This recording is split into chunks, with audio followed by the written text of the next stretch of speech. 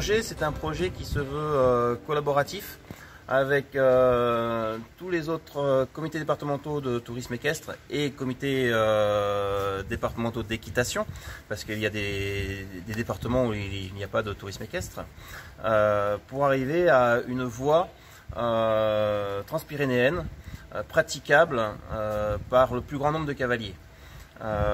Et ça, et par, je dirais, du côté culturel, patrimonial. Alors déjà en termes de kilomètres, ça représenterait une moyenne de 700 km, sans embûche, on va dire. Voilà.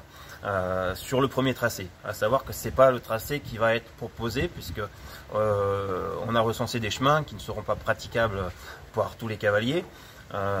Donc il va falloir qu'on fasse des modifications. Cette transpyrénéenne pourra se faire entre 1 mois et demi et 2 mois. Voilà, des étapes.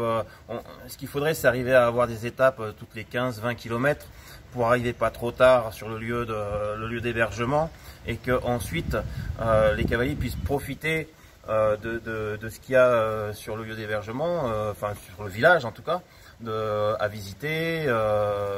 Voilà. On reste dans le côté culturel en fait, hein. C'est la voie du Piémont, donc il faut profiter de tout ce qui est bâti, tout ce qui se visite, les musées. Et si on arrive à bien travailler, c'est un itinéraire qui serait intéressant à sortir pour 2024, voilà, enfin 2024-2025, puisqu'il y a quand même un travail. Je ne vais pas le faire tout seul, donc il faut que chacun puisse prendre sa part.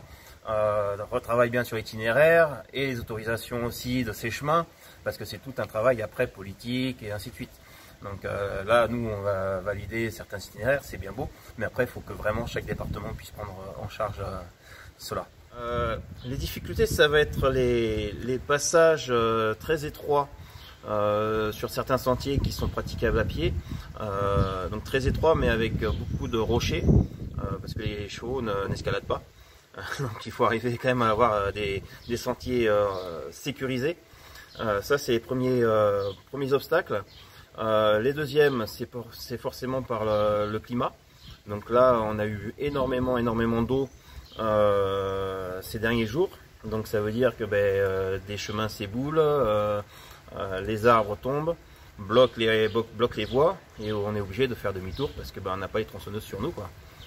Donc ça, c'est voilà, c'est les vraiment principales difficultés. Le concept, c'est que chaque département puisse s'accaparer en fait cette voie.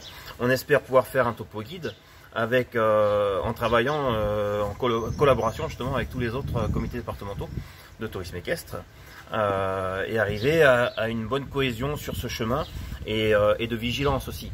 Parce que c'est pas le tout de faire une voie, il faut pouvoir l'entretenir et surveiller que tout passe bien comme il faut, parce que il n'y a pas de jour ou d'horaire d'ouverture, quoi. Ça doit être praticable à peu près toute l'année, quoi. Alors le saut-tourisme, c'est quelque chose qui, à cheval surtout, c'est quelque chose qui a tendance à se développer. Beaucoup de gens ont envie d'évasion, et alors bon, après il y a ceux qui pensent que c'est facile et ça évite de marcher. Il faut savoir qu'en équitation de pleine nature, on marche un tiers de la randonnée quand même. Donc, mais c'est là l'intérêt du saut-tourisme, c'est le temps qu'on va passer avec son cheval et pas forcément dessus tout le temps, et qui va nous permettre aussi d'aller dans des villages, dans des villes comme ici à Saint-Lizier, où il y a beaucoup de choses à visiter.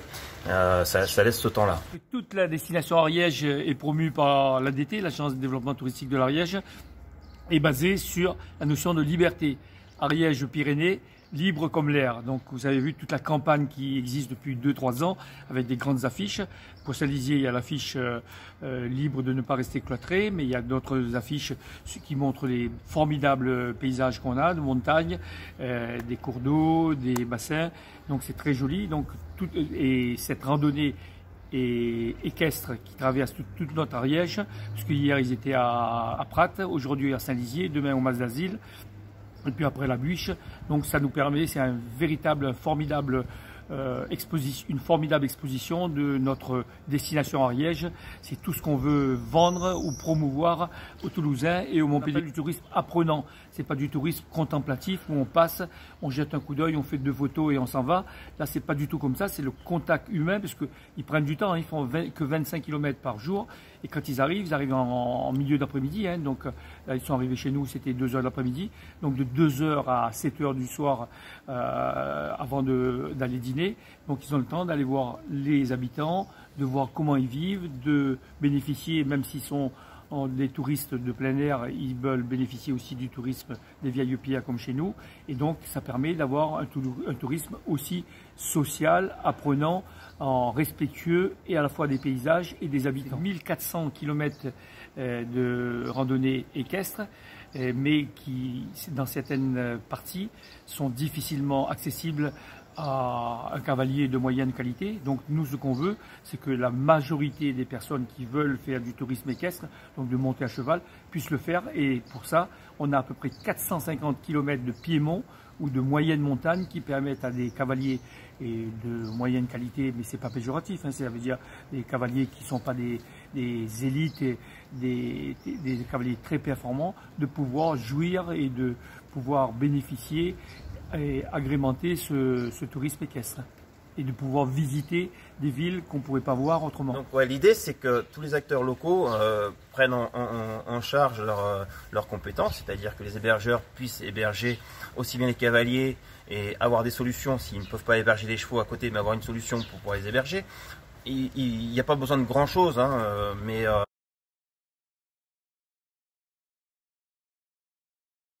à mettre en place pour héberger des chevaux, mais un petit peu de terrain, savoir où on peut trouver du foin, ces choses-là, quoi. Il y a tout ce qui est restauration, donc que ce soit restauration, restaurant, ou alors des marchés, savoir quand sont les marchés, s'ils existent toujours, des supérettes, des commerces, voilà, pour pouvoir s'alimenter, et de l'hébergement à la nuitée, quoi. Parce que de plus en plus on a des hébergements qui proposent à la semaine ou au minimum 2 jours, voilà, hormis les hôtels.